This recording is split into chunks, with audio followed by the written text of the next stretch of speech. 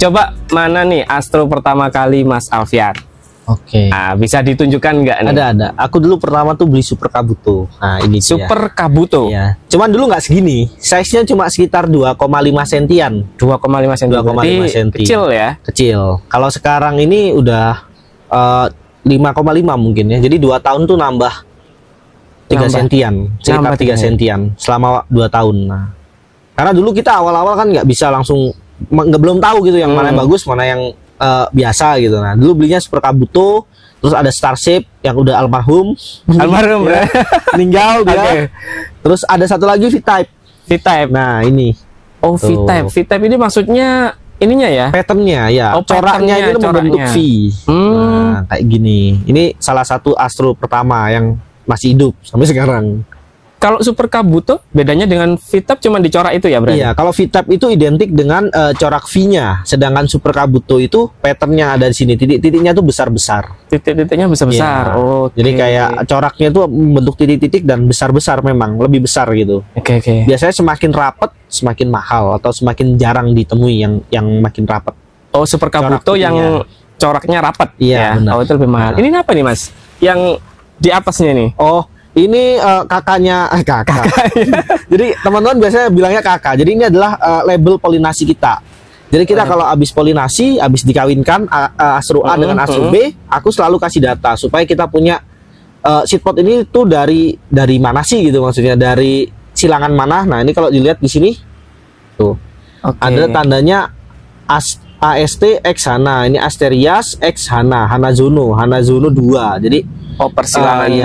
Iya, oke. Jadi bapaknya ini atau polennya itu yang Hanazono 2 itu tadi. Oh, berarti disilangkan, berarti dari bunga terus muncul ini ya. Ya, dari bunga. Nah, bunga seperti ini. Bunga seperti kita itu. polinasi. Nanti kalau udah waktu 1 minggu atau 2 minggu baru nanti kelihatan. Biasanya dia agak bulat-bulat seperti ini, Mas. Oke. Ini berarti tandanya beda, berhasil, sudah berhasil polinasinya. Kalau berhasil gendut ya berarti gendut, ya. Nah, kalau nggak berhasil biasanya seminggu udah rontok. Oke. Sudah rontok. Berarti kadang nggak berhasil ya, Mas Alfian? Oh iya, nggak selalu berhasil. Polinasi. Apalagi kalau buat teman-teman yang belum pernah. Polinasi itu kayaknya gampang.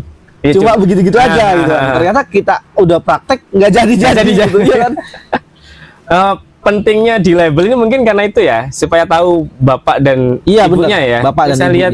Oke, oh ini pertama ya teman-teman ya.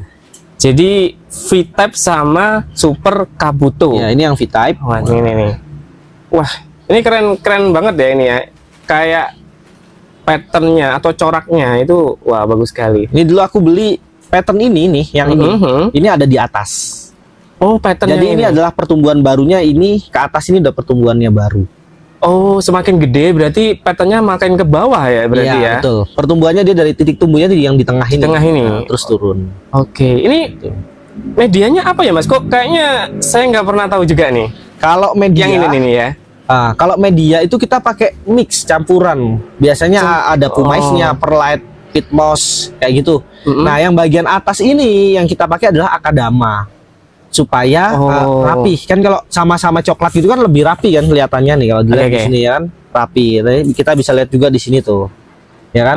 Coklat-coklat gini kan rapi, cuman bagian bawahnya enggak. Kalau enaknya akadama adalah selain buat keindahan ya, estetika, itu kita juga bisa jadikan parameter kelembapan media, karena akadama kalau kena air warnanya beda, jadi lebih coklat gelap gitu ya. Coklat gelap. Nah, kalau coklatnya sudah terang kayak gini berarti tandanya medianya udah kering. Setidaknya bagian atas.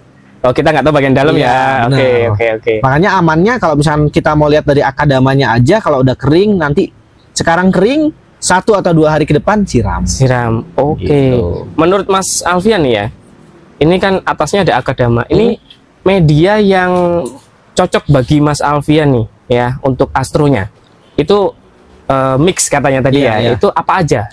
Jadi ada pumais, batu apung itu, terus ada perlite yang putih ya itu ya. Bener, perlite putih. Oke. Terus ada pit moss itu mirip apa? Bukan kokopit ya. Kalau kokopit itu pakai sabut kelapa kan. Nah, kalau pit moss ini sphagnum moss.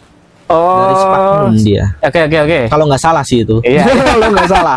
Dan Oke. mayoritas Pitmos ini masih impor dari Thailand. Berarti jarang jual dong? Iya, kalau Pitmos kita ke toko pertanian itu jarang ditemukan. Jarang? Iya. Oh. Mayoritas masih impor, jadi belinya juga kebanyakan online. Berarti Mas Alvin dapatnya dari luar juga nih? Iya, online. Yang kita beli Pitmos ya? online. Oh, beli online. Terus Akadama kita juga kasih dikit buat campuran aja. Oh, di dalamnya. Ya, Terus? Udah sih. Udah. Yang penting itu. Terus sebenarnya kalau untuk kaktus sukulen tuh sama, yang penting poros. Poros itu mudah mengalirkan air. Jadi kan tadi kan batu-batuan nih. Ya, Pumais, sama perlite. perlite. Nah, itu yang dibanyakin. Nah, Akadama sama Ya. Pitmosnya dikit aja. Bisa pakai perbandingan 20 banding 80. 20 banding 20 Pitmos, 80 batuan. Supaya poros. Poros. Intinya itu ya. Iya, air mudah mengalir. Jadi semakin lama media kita kering, resiko busuk semakin tinggi. Oke. Cuma itu nanti kembali lagi ke kebiasaan kita menyiram. Berarti misalnya saya pernah nih punya kaktus ya, bukan astro tapi ya. Itu kadang kok tiba-tiba busuk ya. Berarti ini pengaruh dari media juga bisa, penyiraman juga bisa dong. Betul, bisa. Apalagi kalau media yang kita pakai banyak bahan organiknya. Contoh misalkan medianya tuh pakai tanah kebun. Tanah kan buat kaktus kan nggak bisa gitu maksudnya. Terus pakai misalkan kompos kotoran hewan, terus kompos daun-daunan, apalagi yang belum steril, kan banyak hewan di situ kan. Oh, bentar, disterilin dulu. Iya, lebih baik gitu. Lebih baik disterilkan dulu. Carinya fermentasi. Kayak kompos, ada tuh kompos daun trembesi, itu ada fermentasi kompos daun trembesi. Nah, itu nggak ada kutunya.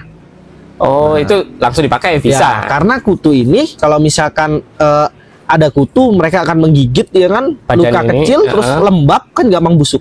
Ya, akhirnya busuk. Jamur masuknya dari situ. Oke, berarti makanya aku nggak pakai organik sama sekali itu maksudnya. Lebih ke batu-batuan. Iya, batu-batuan. Kayak ini nih, saya pernah tuh ya pasir Malang.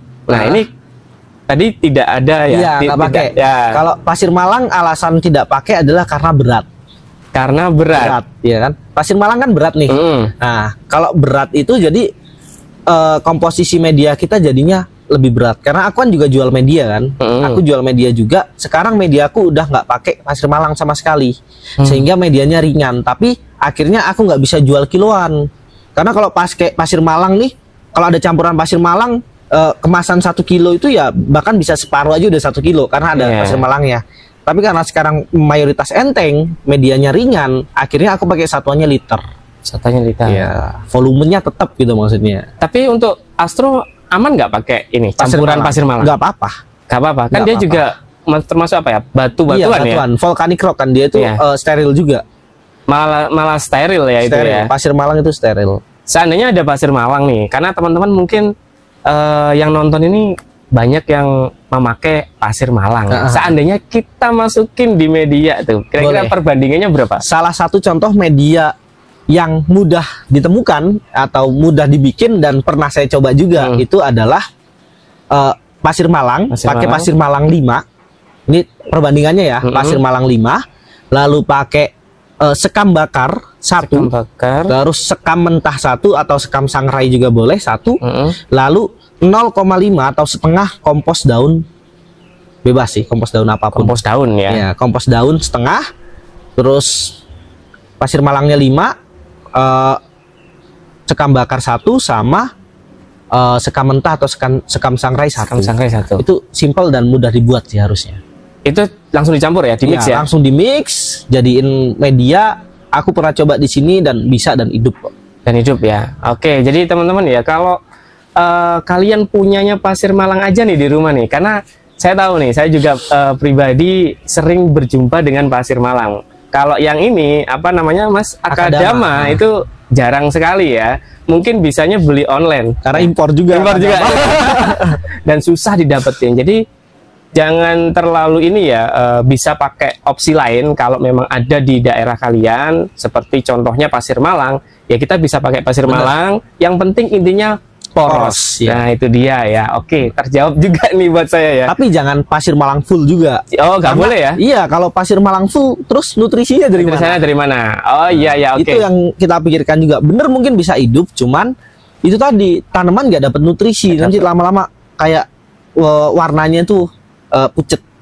Atau bisa lama-lama kempes gitu kan.